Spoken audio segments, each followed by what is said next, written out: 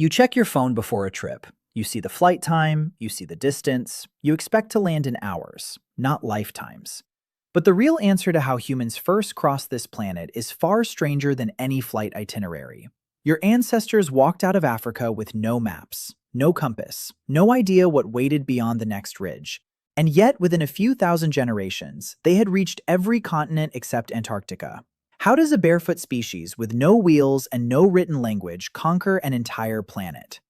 Start with your body. Your legs are built for endurance, not speed. A cheetah beats you in a sprint every time. But over long distances, in open heat, almost nothing on Earth beats you. Anthropologists call this endurance running. Researcher Daniel Lieberman at Harvard has spent decades studying it. His argument is simple. Humans evolved to chase prey across miles of savanna until the animal collapsed from heat exhaustion. You didn't need to be fast. You needed to be relentless. That relentlessness became the engine of migration. Around 70,000 years ago, small bands of Homo sapiens began pushing out of East Africa. Not because they had a plan, mostly because they were following food. A herd moves, you follow. The herd moves again, you follow again. Multiply that pattern across thousands of years, and a species quietly walks across a continent without ever intending to. Along the way, your ancestors met other humans who were not quite human in the way you are. Neanderthals had already lived across Europe and Asia for over 300,000 years by the time Homo sapiens arrived. They weren't the dim-witted brutes old textbooks described. They buried their dead. They controlled fire. They may have made art. When the two populations met, they didn't just compete, they interbred. Geneticist Svante Pääbo, who later won a Nobel Prize for sequencing the Neanderthal genome, showed that almost everyone outside Africa today carries a small percentage of Neanderthal DNA. Somewhere in your own genetic code, if your ancestry traces outside Africa, is a memory of that encounter. Migration wasn't just movement, it was mixing. But walking alone doesn't explain the oceans, and your ancestors crossed oceans. Consider Australia. To reach it from Southeast Asia, early humans had to cross open water, out of sight of land, more than 60,000 years ago. There were no metal tools yet, no sails as you'd recognize them, just rafts or simple boats lashed together from what the coastline offered. Whoever attempted that crossing had no guarantee land existed on the other side. They went anyway. Why would anyone risk that? Picture standing on a beach. Smoke rises on the horizon, or birds fly out each morning and return each evening from somewhere unseen. Small clues like that were enough. Curiosity, or maybe just crowding and competition for resources, pushed people onto the water. And once one raft made it, others followed the story back. Genetics eventually confirmed how deep this journey ran in your DNA. In 1987, biologist Rebecca Cann and her colleagues traced mitochondrial DNA from people across the globe back to a single common maternal ancestor in Africa. The press nicknamed her Mitochondrial Eve. The science was more nuanced than the headline, but the core finding held. Every human alive today shares African ancestry within the last few 100,000 years. Your blood carries a passport stamped long before passports existed. By the time humans reached the far north, the challenge changed completely. Cold didn't care about endurance running. Cold killed slowly, through exposure, not exhaustion. So your ancestors adapted differently here. They tailored clothing instead of draping it. Bone needles, found at sites in Siberia dating back over 40,000 years, show fitted garments sewn tightly enough to trap body heat.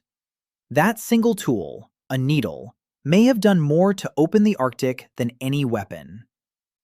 And then came the land bridge you've probably heard of, but likely picture wrong. Beringia wasn't a narrow strip. During the last ice age, sea levels dropped so far that a landmass over 600 miles wide connected Siberia to Alaska. It wasn't a bridge you crossed in an afternoon. People lived there. Generations were born and buried on land that no longer exists, submerged now beneath the Bering Strait.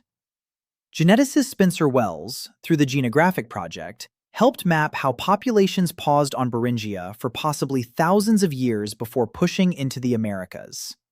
They weren't just passing through, they were home there, for a while, before home disappeared underwater. From Alaska, humans moved south along the coastline, following kelp forests and shellfish beds rich enough to sustain a slow migration all the way to the tip of South America.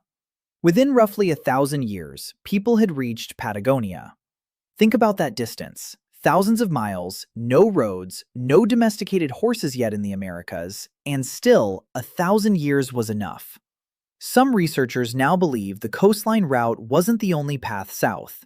Emerging evidence from sites like Monteverde in Chile suggests humans may have arrived even earlier than once assumed, using boats to hop from resource-rich point to resource-rich point along the Pacific shore, rather than walking a single interior corridor.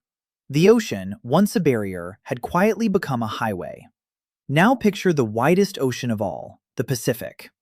Polynesian navigators did something that still humbles modern sailors. They crossed thousands of miles of open Pacific Ocean in double-hulled canoes, using no instruments at all. No compass, no sextant.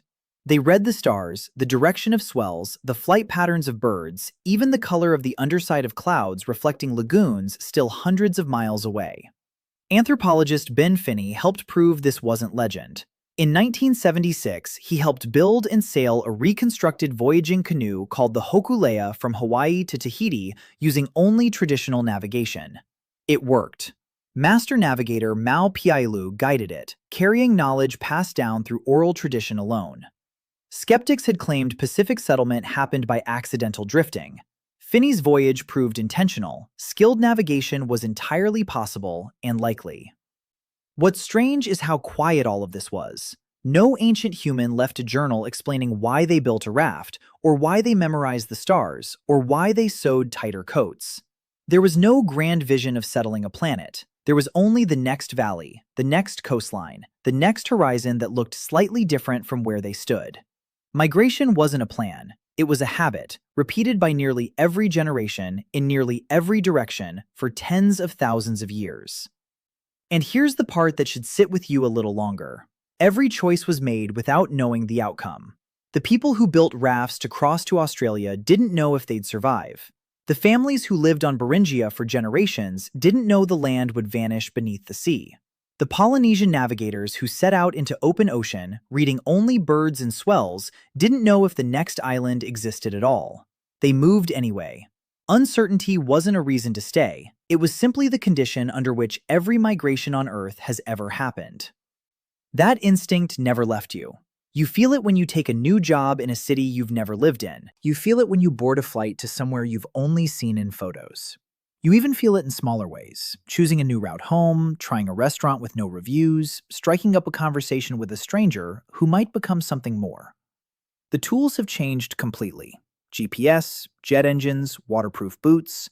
But the impulse underneath is identical to the one that pushed a small band of humans across a beach 60,000 years ago, staring at smoke on the horizon, wondering what was out there. You check your phone before a trip.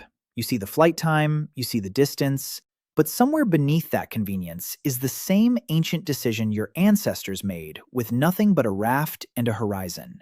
Go anyway.